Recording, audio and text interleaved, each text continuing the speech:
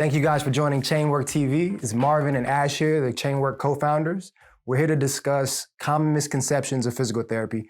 There's a lot of myths out there, a lot of misconceptions that people have. We hear a lot of questions. So today we're going to answer some of those questions so you have a better idea of what we do and how we do it. All right, so the first thing we're going to talk about is quick fixes. People think they can walk in the clinic and they will just be healed pretty much in an hour after seeing us. Ash, what do you think? Do you hear this a lot from people when they come in? Do they think they can be healed as soon as they walk in the clinic and then? Absolutely. It almost becomes to the point where it's almost an expectation. So absolutely, I see it all the time. People come in and they always ask, "Oh, are you gonna be able to fix me?" So it's one of those things I feel like I can answer for multiple therapists that are out there, at least for myself, Marvin, our philosophies here at Chainwork. There are no quick fixes. We're not here to fix you.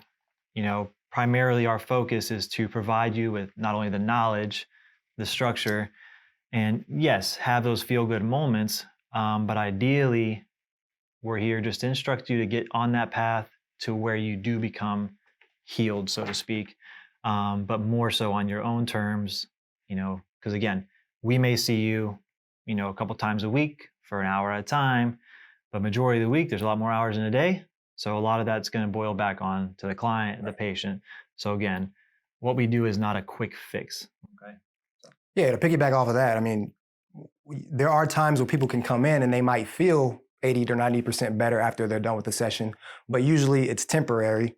So, we're not necessarily healers, but we consider ourselves more so educators at Chainwork. So, we'll help you feel better throughout the sessions, throughout the plan of care, but ultimately we're trying to educate you to be able to help yourself, give you the tools to put in your toolbox to, manage pain, manage injuries on your own. So there are situations where it might feel like a quick fix, but usually it won't hold unless you take the habits that we, that we teach and use them day to day. It's like building blocks, guys. Right. We got to build a platform and then we steadily increase those blocks until you have a masterpiece, right? So think of your body the same way. That our first initial visit, those first few sessions, that's your foundation. From there, you got to continue to improve upon it, to build it, to concrete it, make it more stable. I agree. All right. So the next question that we hear all the time, or the next misconception that's commonly brought up, is that physical therapy is only for injuries and after accidents. So Ash, what do you think about this misconception? Like if someone's to come in and ask you this, what's your response for that? False. Absolutely. I mean, I think this is something that, listen, we're in 2020 now. Maybe back in 10 years ago, 15 years ago, that might have been the preconception, but that's not the case now. Don't think of your body being, or having to be broken or damaged before you see a therapist. Think of it being not only proactively taking charge of things, but as a preventative, right? Think of it like cars, right? We take cars to the shop to have maintenance work done, whether it's routine oil changes, routine, getting your tires balanced and rotated, right? We don't necessarily wait till we get in a car accident to take it to the body shop, right? There's things that we have to do to maintain our car. So think of your body like a locomotor device, right? We have normal wear and tear every day. So eventually in time, things are going to happen where it doesn't necessarily mean that there's a significant injury or a surgery that has to necessarily happen. Yes, those things do come up, they come along and we address that. However, our bodies, occur and incur normal damages throughout daily work, daily activities, especially the more active ones. So, think of it more as like prevention medicine as well, maintenance, tuning up your body. So. Yeah, I agree. I mean, people might come in for an injury at first. Like they might come in because of an ankle sprain or come in because of a shoulder impingement, right? But by the time the plan of care is coming towards the end or the issue's resolving, the treatment plan is at that point more so like, hey, let's prevent this from happening in the future, right? So we've taken from more of like a reactive type of treatment phase to more of a proactive plan in the future. Absolutely, 110%. So the next misconception we hear often is that I need to see my physician first. So I need to see my primary care doctor before I go to physical therapy. Ash, what's your response for that one? No, guys. So listen, you can see your therapist first. We do have our doctorate in physical therapy, right? So we are considered a doctorate level profession. things are constantly changing and improving within the profession. However, you are able to see your physical therapist without seeing a doctor first for at least 30 days. And this is if it hasn't already been changed again. Can we say that one to the camera as well? 30 days before you have to see the doctor, guys. Okay. We do not need necessarily a prescription to get you started. Okay. A lot of times you don't need to go that extra route.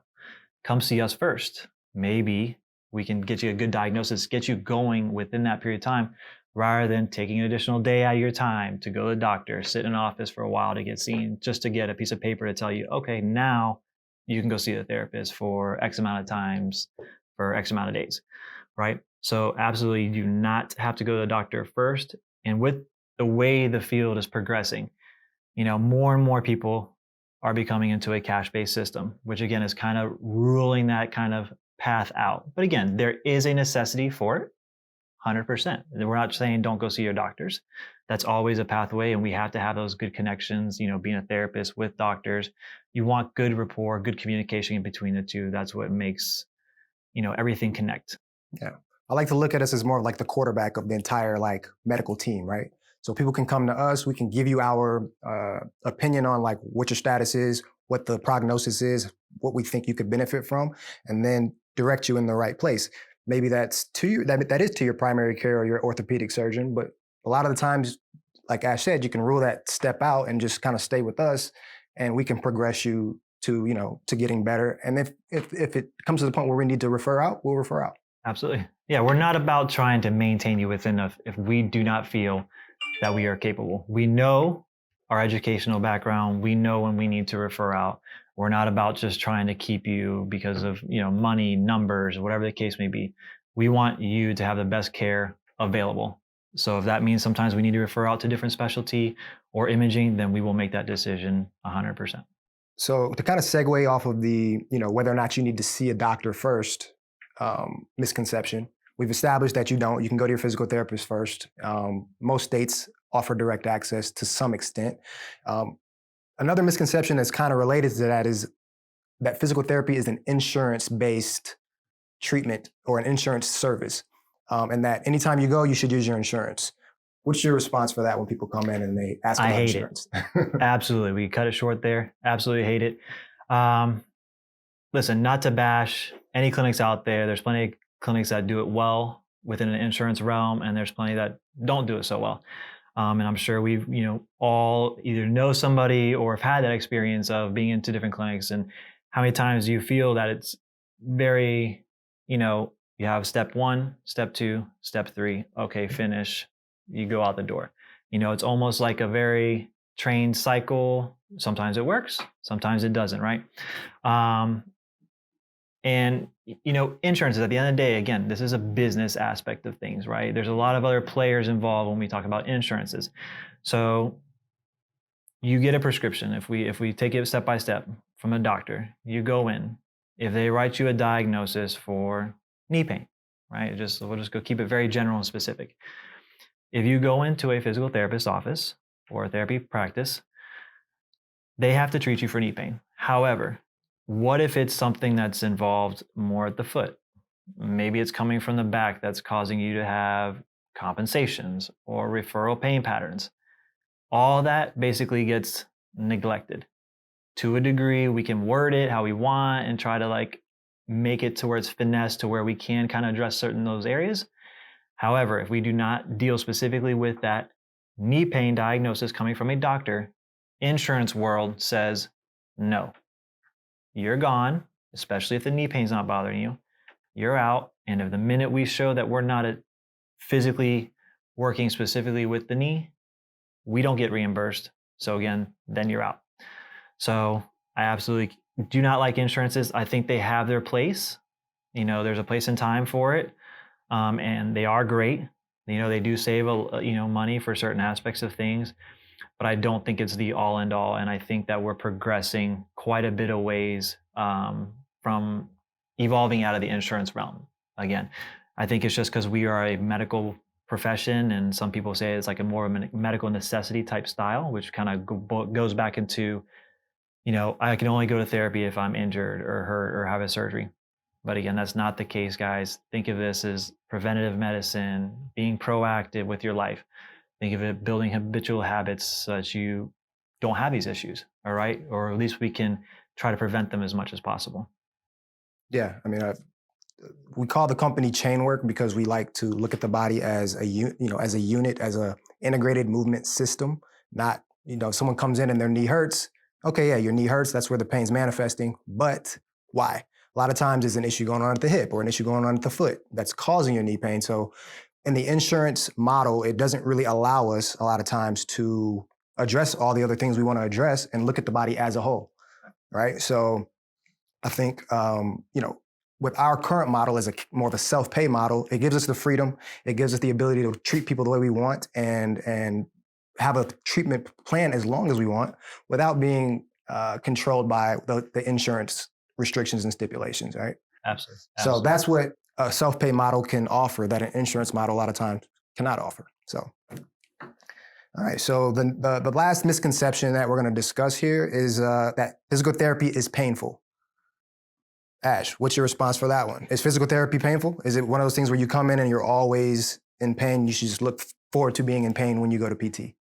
No, absolutely not. Listen, a lot of clients, there are techniques, there are things that we do that do create some painful responses, but it's a normal response. It's a response that 99.9% of the time we're expecting to occur. There's a reason behind it, and we need to address those reasons. So a lot of times it's, body adaptations, typically when we have painful habits.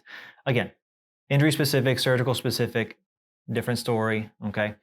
But in a lot of cases, even with those, however, it's pain at specific ranges that theoretically our body is designed to have.